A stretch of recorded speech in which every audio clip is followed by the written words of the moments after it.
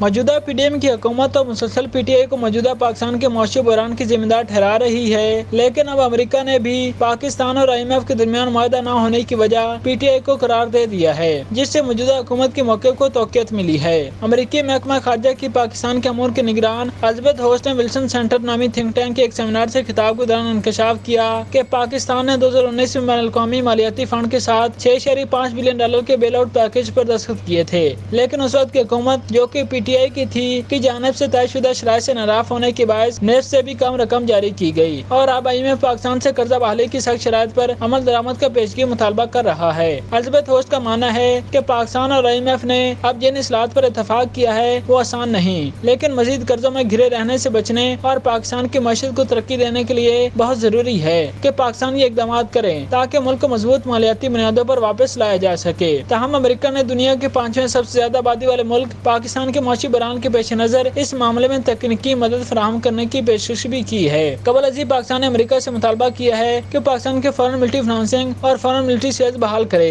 جو سابق امریکی انتظامیہ نے معطل کر دی تھی۔ امریکی جنوبی ایشیا میں تصویراتی استحکام کے لیے اپنا کردار دوبارہ ادا کر سکتا ہے، کیونکہ پاکستان سمجھتا ہے کہ عدم توازن کی پالیسی کے سنگین نتائج برآمد ہوتے ہیں، اور اس تناظر میں پاکستان سمجھتا ہے کہ یہ بہت اہم ہے کہ امریکہ پاکستان کی فارن ملٹری فنانسنگ اور فارن ملٹری سیلز بحال کرے، جو کہ پچھلی امریکی انتظامیہ نے معطل کر دی تھی۔ اسی سیمینار میں امریکہ میں پاکستان سفیر مسعود خان نے خطاب کرتے ہوئے کہا کہ پاکستان امریکہ کے ساتھ تعلقات کو مزید مضبوط بنانا چاہتا ہے اور نہیں چاہتا کہ اس کے چین کے ساتھ تعلقات کسی بھی طرح امریکہ کے ساتھ تعلقات کو خراب کریں۔ پاکستان خیر سگالی کے طور پر دونوں قوتوں کے درمیان پل کا کردار ادا کر سکتا ہے اگر وہ چاہے تو، جیسا کہ اس نے 1970 میں کیا تھا۔ مسعود خان نے کہا کہ ہم سیلاب اور کووڈ کے دوران امریکہ کے تعاون کے لیے ممنون ہیں۔ ماضی میں پاک امریکہ شراکت داری کا ذکر کرتے ہوئے ان کا کہنا تھا کہ پاکستان اور امریکہ نے اپنی ترجیحات طے کی تھیں جب انہوں نے یہ فیصلہ کیا کہ وہ مشترکہ تصویراتی مقاصد کے حصول کے لیے ایک اتحاد بنائیں گے، جن میں افغانستان میں جارحیت ختم کرنا اور دہشت گردی کا مقابلہ شامل کرنا تھا۔ اگر آپ اس میں سے کسی ایک اتحادی کو نکال دیں تو نتیجہ بالکل مختلف ہوگا۔ پاکستانی سفیر نے کہا کہ گزشتہ 6 دہائیوں کے دوران